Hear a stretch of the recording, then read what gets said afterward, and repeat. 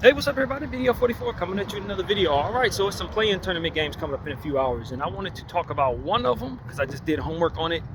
Not much homework at all, not like I usually do, but just glance at some numbers, kind of give me an understanding of how teams have been playing as of late when they were fully on the floor. And we're talking about the Miami Heat and the Chicago Bulls. This game is in Chicago, so that's a big factor tonight.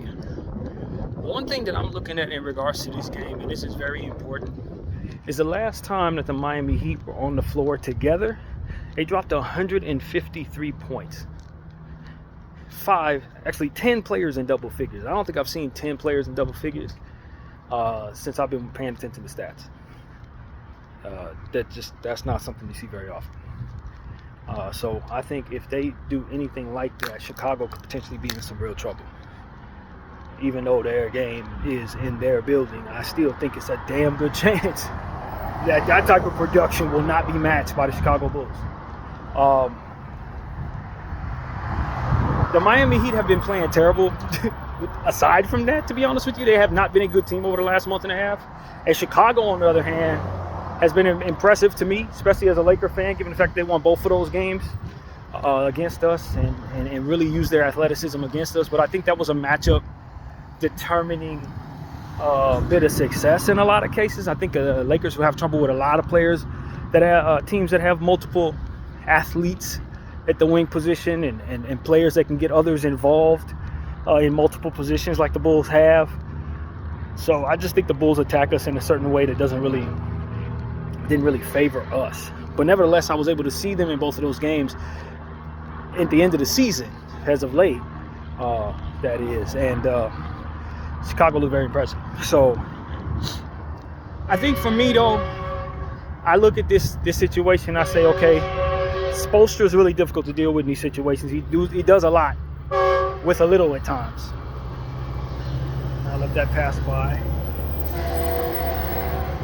And even though I think Chicago, in a nutshell, have been a better team over the last month and a half, I'm still inclined to give him the benefit of the doubt that he'll find a way to get his team to be a problem right now. And when you consider how well Kel'el Ware has been playing, now Bam Adebayo can kind of slip to the forward times or not be asked to do so much. Kel'el Ware in the length is now starting to be a problem on the boards even more as he gets more uncomfortable on the basketball floor in the NBA. I just think that could really be a determining factor against the Chicago Bulls team. Vucevic is pretty solid. I mean, he's better than solid, but I just think that the advantage may go Miami's way in that regard. Now, I wonder about, who we can expect to step up and be big. You know, the matchup between, and I'm not saying they're guarding one another because I don't know that to be the case, but Coby White and Tyler Herro is interesting to me. Are they going to cancel each other out? Is one of them going to have a cold night? I think that could be a problem for either team if one of those players on either side have a cold night. I personally am inclined to trust Coby White a bit more than Tyler Herro. Tyler Herro, to my eyesight, has just tended to run cold at the wrong time some of the time. Even though he's had a really good season, all-star season, I still don't know that I trust him to really show up all the time. I don't think that he's proven that to me as of yet. In a one-game situation, can he have a big game? Of course. But I personally am inclined to believe that Coby White will likely play better, especially at home. I expect a very big game out of Coby White. You got Josh Giddey, who's in the season strong, really good playmaker, good rebounder. On the Bulls side of things, a young fella by the name of Buzelis, who was an early pick in the draft, I think is starting to find his confidence. I do think he could be a factor tonight if given minutes. Dylan Terry is a player in the Chicago Bulls that I think has really shown some ability on both sides of the floor. He could be somebody that I am curious about in this game. Patrick Williams on the Chicago side of things is providing size. He's going to be a big factor tonight in helping the Bulls offset that twin tower effect of Bam Adebayo and Kel'el Ware. And so, this matchup is a little tricky for me, because even though I'm inclined to look at the Bulls and say they've just been playing better as of late and the game is in their building, it's still a Spoelstra factor and a length factor and a stretch the floor factor that I think needs to be taken into account with the Miami Heat. So I don't know, man. I'm not really sure how to feel about this particular game.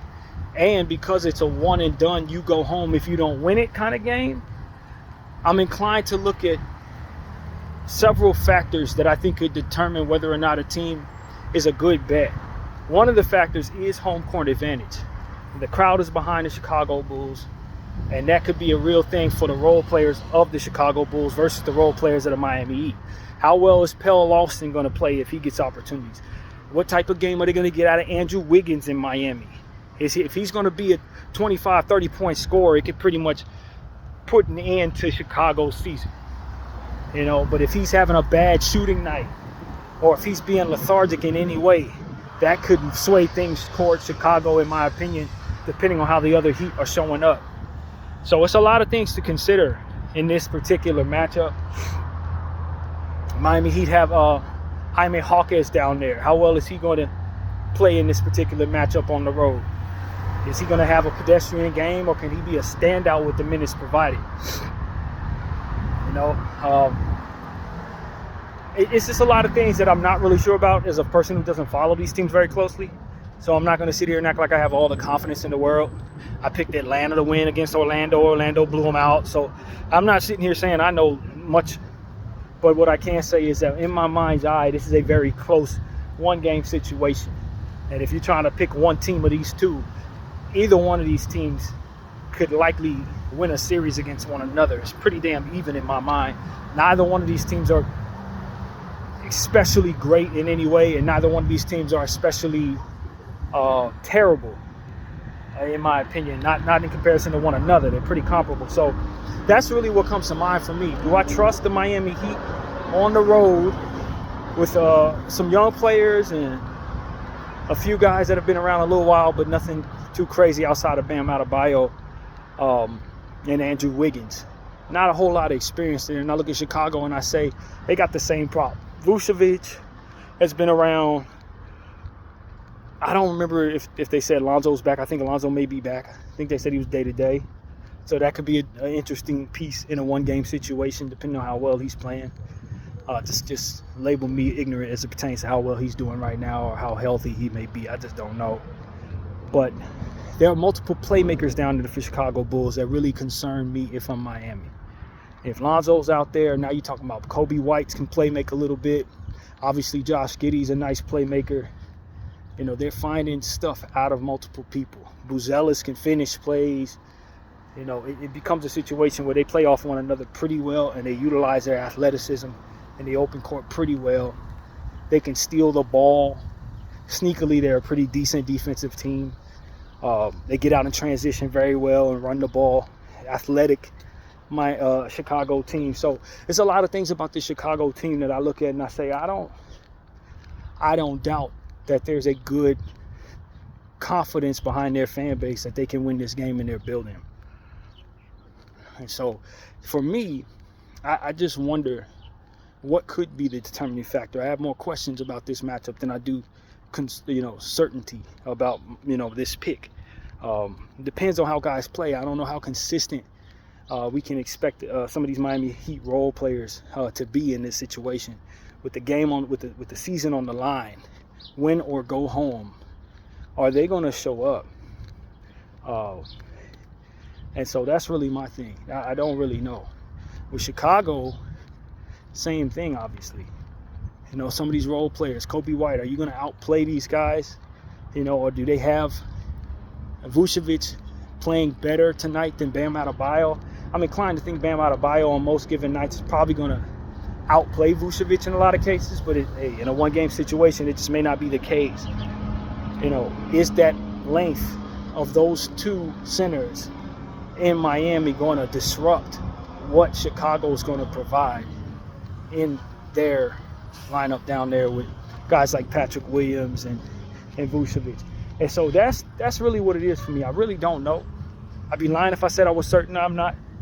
But what I can say is the Chicago Bulls have the home court advantage, and I do think that's going to play a factor tonight. I do think that's going to play a factor. So my gut My gut, though it's not very strong in its intentions telling me what to do here, my gut is telling me to lean on the Chicago Bulls, to take care of business at home and save their season. They've been playing overall better basketball than Miami as of late. I have less questions about them personally, and based on how recently I've seen Chicago, and although Spoelstra is an amazing coach, I think he probably bodes better in a 7-game situation like this with what it is he has than in a 1-game situation where the building isn't his own. That's what I'm here to say. If you give Spoelstra 7 games to figure Chicago out, I think he will figure Chicago out based on what it is he sees them do in the first couple games, and then make the adjustments from there and probably out strategize the opposing coach. But as far as I can tell right now, in a 1-game situation, it's more about, in my opinion, the roster itself. And how I feel about the Miami Heat roster is pretty solid. But what I feel about the Chicago roster, based on my recent paying attention to the Chicago Bulls, is that they are going to come out and feed off of their crowd and probably play much better in their building than they would at home against a Miami Heat club with a lot of length and some capable scorers and defenders. So it's tricky. I think if this game was in Miami, I'd probably say Miami, to be honest with you. That's kind of how I feel about it. If this game were in Miami, I'd say Miami. Since this game is in Chicago, I'm going Chicago. I'm leaning on the home court. I think these teams are very even.